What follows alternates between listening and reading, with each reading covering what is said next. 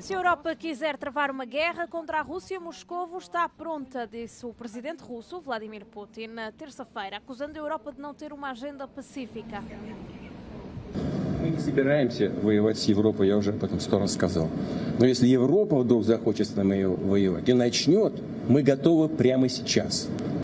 Putin acusou a Europa de sabotar os esforços de paz liderados pelos Estados Unidos para acabar com a guerra na Ucrânia, reiterando a posição do Kremlin de negociar apenas com a administração norte-americana e não permitir que os líderes europeus se sentem à mesa. Os comentários foram feitos antes das negociações de paz, com uma delegação dos Estados Unidos, liderada pelo enviado Steve Witkoff, e o genro do presidente Donald Trump, Jared Kushner, no Kremlin. Putin disse ainda que as exigências europeias relativas ao fim da invasão da Ucrânia são inaceitáveis para Moscovo e que os governos europeus vivem na ilusão de impor uma derrota estratégica à Rússia.